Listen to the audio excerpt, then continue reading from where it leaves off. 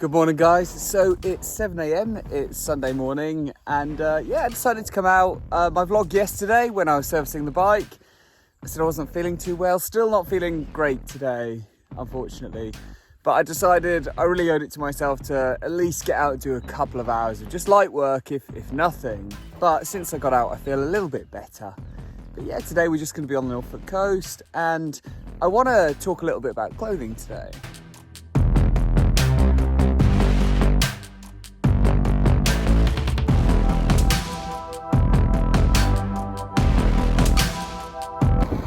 So the bike's feeling absolutely great. Looks like the work I did yesterday was satisfactory. I always say to people, I'm not a bike mechanic. I did work in a shop for a while, probably about a year and a half, 2 years.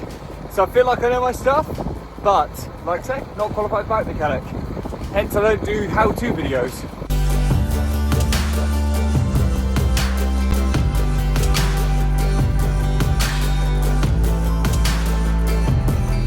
So let's talk clothing, guys.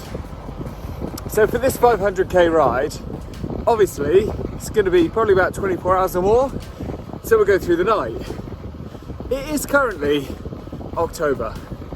October is not known to be the warmest month in the UK, so we need to think about how I can stay warm and how I can keep cool as well, because in the day it can get quite warm, also without carrying too much.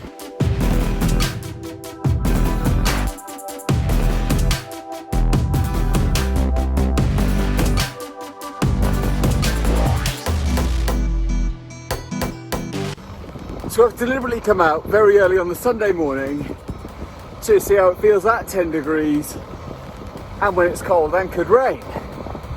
And honestly, with the water rain now, I feel okay.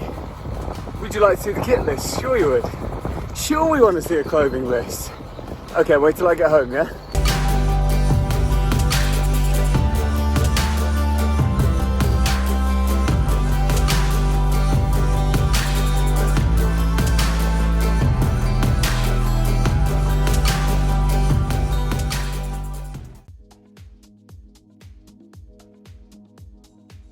So it looks like there's a lot of stuff here, guys, and there is. Honestly, in my opinion, I'd pack the same for 500k than I would for 4000k. And I know that sounds crazy, but it's true. You know, I like to make sure I have enough of everything to deal with getting too cold or too warm.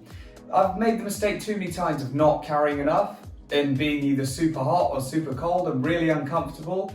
And riding your bike long distance is hard enough without feeling uncomfortable because of weather conditions. So in my opinion, you know, pack more and don't use it than pack less and not have it when you need it. Obviously, I'm connected with Shimano, so I'm really lucky to be able to wear a lot of their gear. It is fantastic. I've been using it for 3 or 4 years now, and it was incredible when they first brought it out, and it's got even better every year. I absolutely love it and couldn't recommend it highly enough. In the future, I'm always going to carry on wearing it. So yesterday on my vlog, I mentioned a lot about longevity, and this is something Shimano do very well with their clothing and their components. You know, you buy a product, it works really well, and it lasts a long time. And I'm still using the original clothing from 3 or 4 years ago sometimes, because it's still in really good nick and it's lasted. But more importantly, you guys are here to find out what I'm taking on a 500k ride, so let's do it. So I'm gonna start with bib shorts. These are the Shimano Evolve ones. I really like them. If you see some of these are dirty, it's because I wore them today and didn't want to put them in the wash until I'd done this video. So these are the Shimano Evolve ones. I like them. They've got a really good pad on them. They're nice, they're simple, they're black. White ones obviously get dirty very easily, so I tend to avoid brighter coloured clothing. Obviously I do wear high vis at night, but we're going to come back to that conversation soon. So a good set of bib shorts. Obviously I like these at the top. You do get bib shorts without the actual bib at the top, just the shorts. I always found with them, they moved around a little bit too much for me, so it's much easier to have the ones that actually hold in place. Next, base layer. Honestly, they keep you warm, they keep you cool. Always keep a base layer on you. Really good stuff. So this one's really cool because at the back it's like a mesh, and at the front it's like a block cut. That's the Shimano S-Fire one. I never wore base layers for years, and the more and more I get into my riding, the more and more I realise how valuable it is to have a base layer on. Next, jerseys. So, this is a very new one. This is the Shimano S-Fire winter jersey. What I like about this, actually this is the first day I've worn it today, and honestly it's incredible. It's like a really rubbery, thick jersey material, and they've made this as an actual winter range one, and I wore it today and it really kept the warmth in. It's nice and stretchy, it's very supportive. The writing is, semi-reflective, which is really nice. And yeah, I can't wait to actually do winter with this because I really enjoyed it today.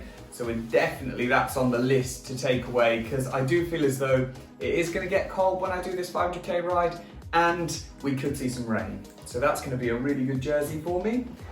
Next, the gilet. So Shimano gilet, this is worn today, as you can see. It's it's just windproof, like it. If you can keep the wind off the front, you're going to stay a lot warmer. For the first couple of years I was riding, I never wore gilets, and I missed out a lot because they really do keep your core nice and warm. They take the edge off. I'd highly recommend any gilet. I know they look a bit odd not having arms and stuff. You think, well, why don't I just use a jacket instead? Trust me, try a gilet. You will never, ever, ever look back. On top of that, we have a rain jacket. This is a Shimano packable one. I really like it. It's light.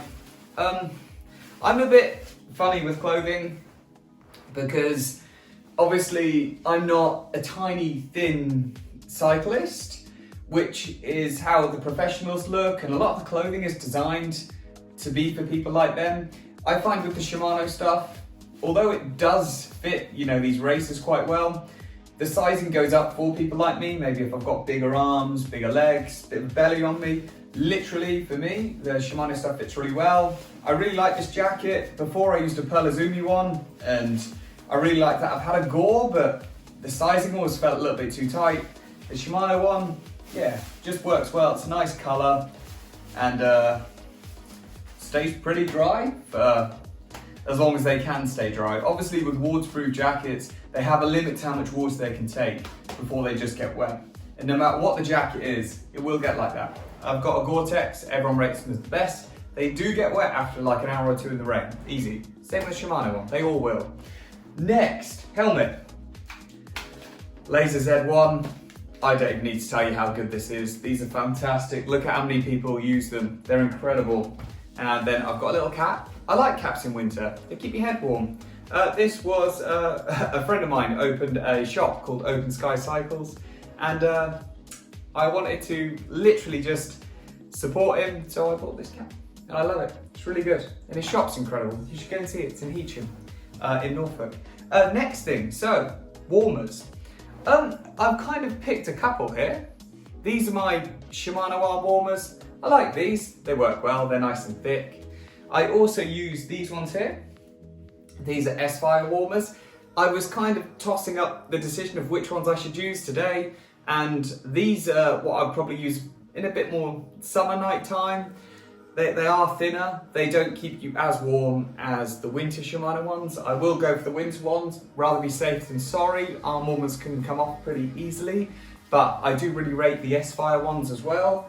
But like I say, the Shimano standard ones are pretty good too. Shimano socks. I find if you wear Shimano socks and Shimano shoes, they match up amazingly. Next, leg warmers.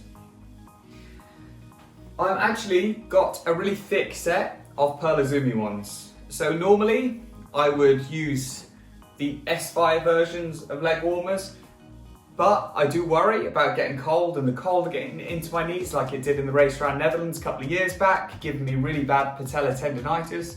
So I'm really funny about having really thick leg warmers. So I use these Pearl Izumi ones, and yeah, I really rate them. They're really, really, really good, and just really, really thick. They don't pack away very small, but hey, if you've got the space, use it. Next, snood. Definitely using a snood. Do you know why? Because not only Is it good to keep you warm and keep like the air nice in? I can actually wrap my hair up in it and stuff like that. Looks cool and kind of used as a face covering, even though I do carry a face mask for COVID times as well. Shoes, I'm using these. So although I did a video last week that I've got the newer version of the Espire Blue, I have been using these for years and years and years. They're all worn in to exactly how I want them. Obviously this is kind of my last thing I'm gonna do this year. Maybe I'll get away somewhere cool later, but I wouldn't mind spending the winter wearing the other shoes in, so I'm going to use my old ones even though I have the new version of these, just because I know they're worn in. I'm a bit worried about this ride because I haven't done much distance recently, so I want to make sure that I'm using something I know and love, which is my original ones, but I can't wait to wear the new ones. I just want to bed them in over winter before I go into my next season. Next, I don't want to get cold feet. So we have some Shimano shoe covers, waterproof, nice and light, pack away nice and small. Yes, they do take up quite a lot of room, but completely worth it. Trust me, wet feet, cold feet, gear colds. You don't want that. Once you've got cold feet, it's hard to get away from having cold feet. So I'd really, really avoid that. Gloves. So these are actually neoprene gloves. It's difficult. These are the FSI ones. Gloves are difficult. So if you're going on an Arctic expeditions, wear super thick gloves, you know, with wool and stuff like that inside. If you're racing, then I'll probably suggest neoprene, because when you're racing, you're going to be warm because you're giving a good bit of effort. So the neoprene will keep the heat in well. But if you're just going for leisurely, you're going to really cold conditions, I feel neoprene probably won't work as well, just because you need the body heat to keep them warm. It's like a wetsuit, if that makes sense.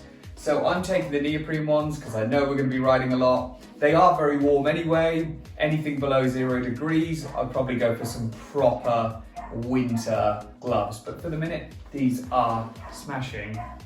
Also, I've got the little insides, the cloth insides for those, which if it's really cold, really help keep your hands super warm. I do apologise if you can hear a dog here, and Ivy is going crazy down the stairs. 2 more things that we need to take, and you're going to think I'm crazy on this. Actually 3 more. Glasses, like these. I like the red lenses. They kind of make it feel like summer all year round. So I'll definitely be taking them with me. And next, so last 2 things. We have a gilet, which is high vis. So I got this off Amazon. It's like £10. It's not very comfortable. Doesn't really fit me very well, but I would rather be wearing something like this at 3 in the morning on a Sunday morning in case there's a drive which maybe had a couple too many drinks, because I'm not going to be missed in this, than chance it with just having lights on my bike. Safety first, you know, even if you hang this off the back, it's just makes such a difference. And think about it in a court of law when they're saying to you, okay, you know, did you make a conscious effort to be seen at night when you got hit? If you're wearing all black and not something like this, it's not really making an ideal conscious effort. So for your own protection and safety, wear a high-vis gilet at least, or a high-vis jacket, anything. Make sure it's got reflective stuff on it. Last but not least, I don't know if I'm going to take this or not. Still a bit undecided. Waiting to check the weather forecast. A down jacket. Yeah, it's crazy. As you can see, I'm taking a lot of stuff for a 500k ride. But honestly, like, I want this to go well. I don't want to be cold, and if we have any issues and we stop and I start to get really cold, then I've got a down jacket to chuck on. I'm still in 2 minds whether to put this in or not. I don't know. I don't think I'm going to need it, but I am going to take it, maybe just in case, if I have space, because it packs away pretty small. It was only a cheap one. It's about £10, but it'll do the job quite nicely for me. So we'll see, but I don't know if I'm going to take it. This jacket has been on so many trips with me and never actually worn, so I'm going to kind of test the water when I pack the bike, and if I haven't got the space, then I won't take it. If I have, then great. I'll take it. But like I say, yeah, packs away pretty small, wasn't much money. It's one of those things that I always say to myself, I have to bin it, I could bin it on the road. But I've never been able to bring myself to do it. This thing has probably seen more countries than most people will ever see in their life, crazily enough. So that's pretty much everything I take, guys. Still plenty of videos to come this week. That's all going to be about this 500k ride I got coming up. It's going to be crazy. I'm really excited about it and a little bit nervous. Haven't really done much distance. But yeah, so the next thing I'm going to do is a video on what spares and tools I take, and then one on nutrition, and then probably just one finally getting the bike ready and stuff like that. So give us a like, give us a comment if you've made it this far, and if you're not subscribed to the channel, please subscribe, guys. And let's get bike packing, let's get ultra racing.